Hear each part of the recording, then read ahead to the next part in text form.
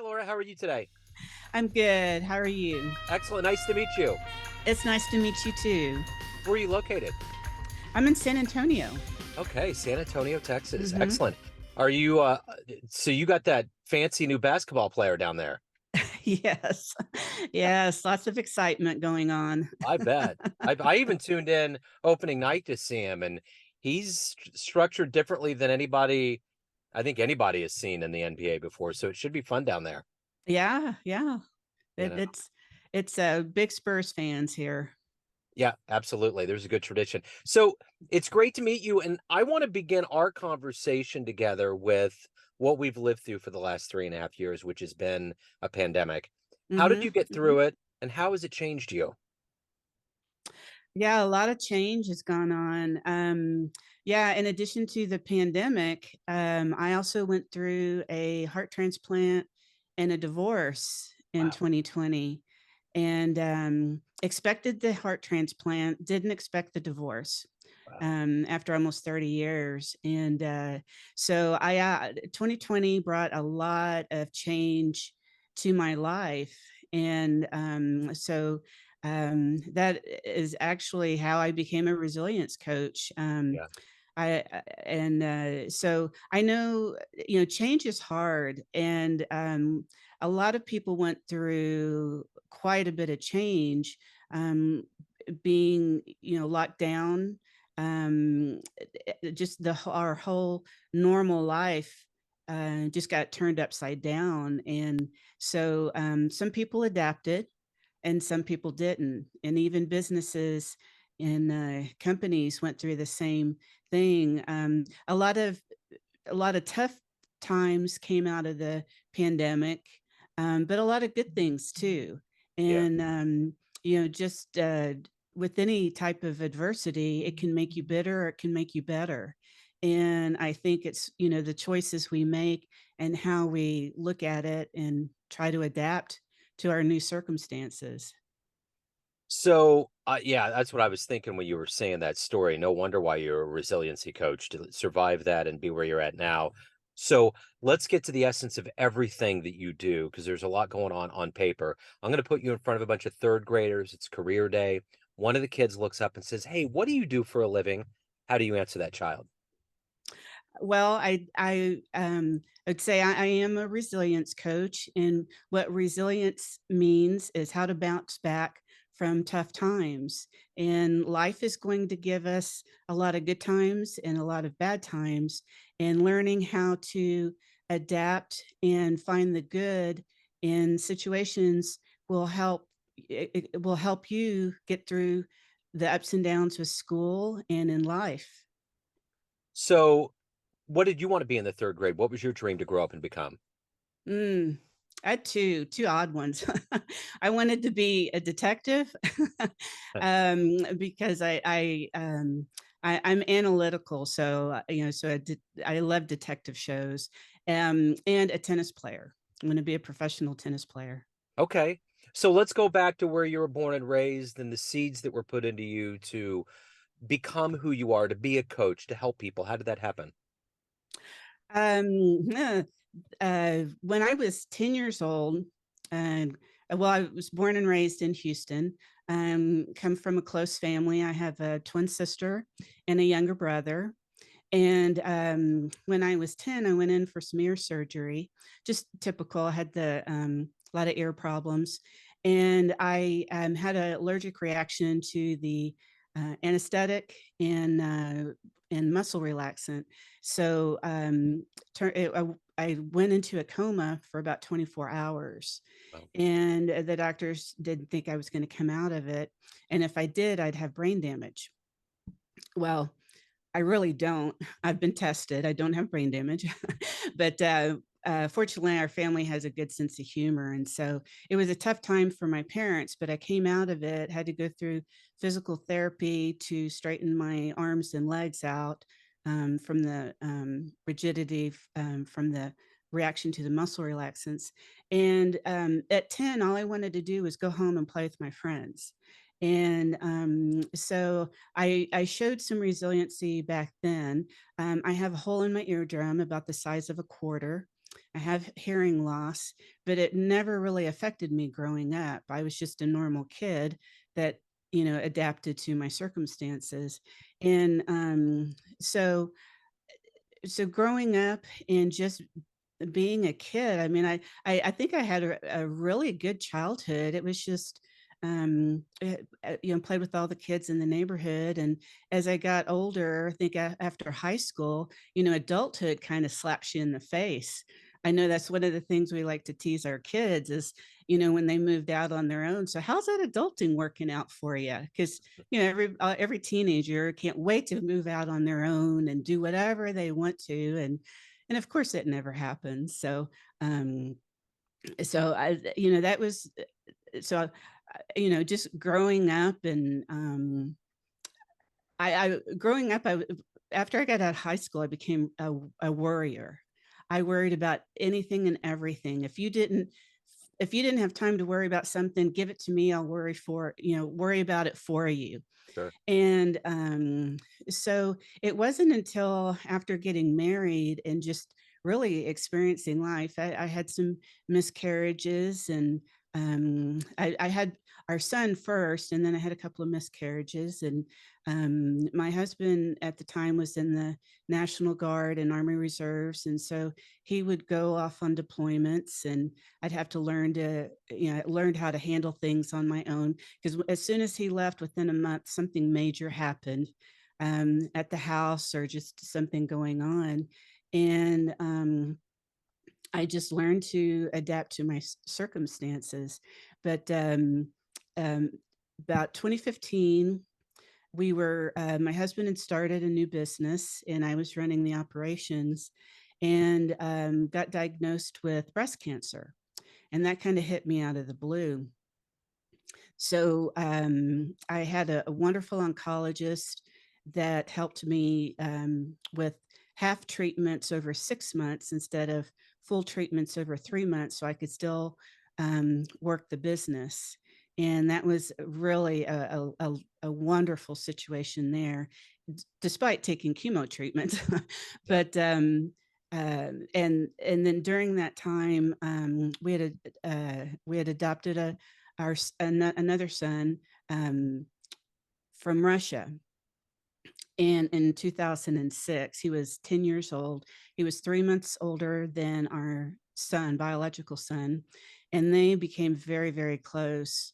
But during my breast cancer journey, he committed suicide, and he was 19.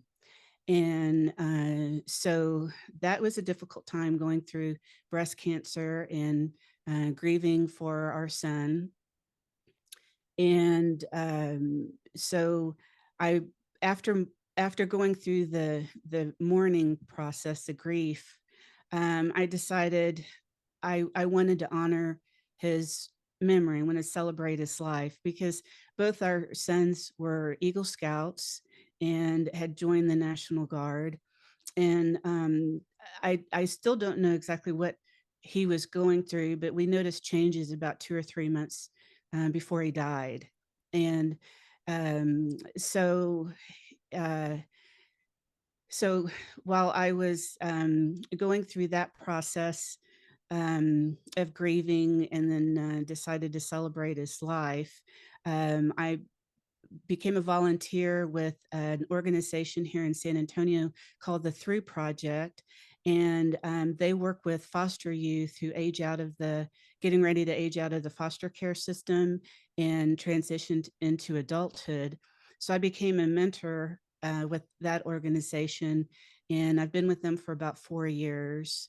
And that's how I decided to celebrate his life, was just to help other children who missed out on adoption, and and help them succeed in their life. Yeah. So and so uh, so within a 5-year period, I'd gone through breast cancer, my son's death, heart transplant. I had to get the heart transplant because my heart was giving out. Yeah. The chemo turned on a genetic marker for congestive heart failure. And so I went into the hospital in April of 2020, right when COVID shut everything down. Wow. Couldn't have any visitors in the hospital, but thank goodness for Zoom and the phone. And so they found me a heart in 6 days. It was a miracle, Wow. and because I expected to be in the hospital for 4 to 6 weeks, and so they found me a heart in 6 days. I went home 2 weeks later. It was Mother's Day weekend. I was so excited. What a wonderful Mother's Day gift to come home with a new heart and celebrate with family. And then a month later, found out I was going through a divorce. Wow. And so that was really my darkest time. And so I went through the grief of the divorce, and then I go through all those stages of grief, and I came upon the anger stage, and boy, I got angry. And at first, I thought I was angry at my husband, but then I realized I was angry at myself. I had this wonderful opportunity with a second chance at life with a new heart, and I'm wasting it pining over something that's I needed to accept and move on. And so that was a turning point for me.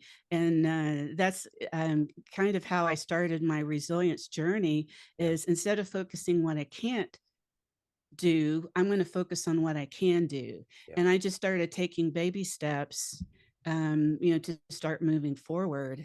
And and I looked for opportunities, and I started practicing gratitude, and things started looking up.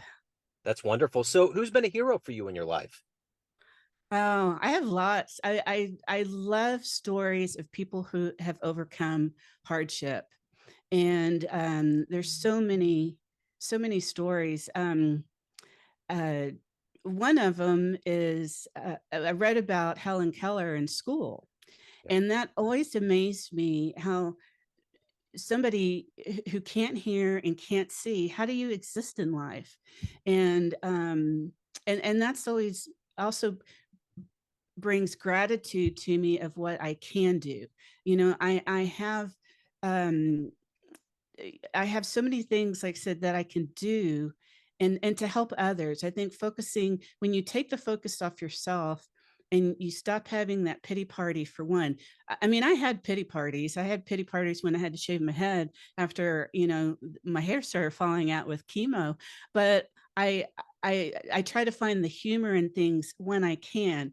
Um like when I had to shave my head, because I didn't, it was like that really hit me out. Like I have cancer, and I knew my hair was going to fall out. But I never saw the movie, but I remember seeing the trailer for GI Jane when Demi Moore was shaving her head, and Yeah. I thought if she can do it, I can do it. And so Yeah. that's what I did. Yeah. And I just tried to find the good, because you can be miserable if you just sit in your pain, and it's a miserable feeling. So we always have choices, so we have to look for those choices that we can make. So, of all of the people that are all alive on the planet right now, if you can meet one person that's been influential that you've looked up to or admired, who would it be? Who would you love to meet and talk to? There's a lot of people.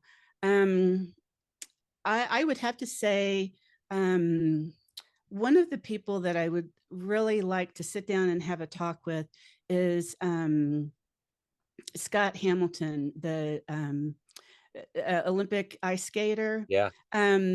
His story is really fascinating. And in fact, I have in my book that I wrote about my framework, I use him as one of the case studies, because here he was, had undiagnosed illness when he was young, stunted his growth. He is they were his family was trying to find out, going to the doctor's office, everything. And finally, the doctor said, "I see a lot of stress. Why don't y'all take one day a week and go find something fun to do just to take the stress off." So the ice skating rink had just opened up, and he started going there once a week, and the cold air helped him breathe easier. And after time, when he turned, I think it was 20, 25, 26, he's been ice skating all this time and competing, and he wins the Olympic medal at the age of 26. And found out that his stunted growth helped him on the ice skating rink. It didn't matter how tall he was; it put him on equal plane with the other skaters. And I found that fascinating because it's like, here's something he went through such a struggle, and just by accident, the cold air helped his breathing. Found out he enjoyed ice skating, and look where that led to him. So that I and he looks the same way at his challenges and struggles. It made him who he is today, and he still struggles with brain tumors. That's what was, that his pituitary gland had started the brain tumors when he was young, but he still looks at it as it's a positive thing. He's grateful for the life he has and who he's become because of the adversities. And that's what I try to look at. And it's like I joke around, I go big or go home. I'm not a sickly person. Yeah. I haven't had the flu in over 20 years. I don't get colds. I just get big things, put me through cancer, put me through a heart transplant, put me through a divorce. Other people have experienced divorces, but it's like, it is what it is. But I know I'll get through it because I've gotten through other challenges in my life. So speaking of heart, you obviously have a very strong heart, a lot of inspiration. What is the daily motivation for you to get up, to accomplish what you want to get done, to help others, to be who you are? What is that? It's just like what you said, helping others. I I want people to understand that we're going to go through hard times in life. If I can do it, you can too. Don't suggest going through a heart transplant and all these big challenges, but if I want people to know that enjoy life, be flexible, don't look at success or failure. With the growth mindset, we need to look at things as, I'm going for success, but I'm going to enjoy the journey along the way.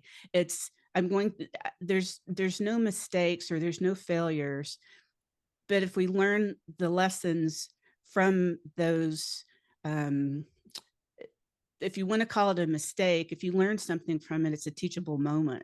And that's what I think. I think the community needs to understand that. We look at things as black and white. Well, there's gray area too, and that can be a good thing. Maybe we don't get to our destination, but we find another path. Maybe it's a better path. Maybe we meet people along the way, because of the twists and turns that our journey takes us. And that's a good thing. I mean, you can find joy every day if you look for it.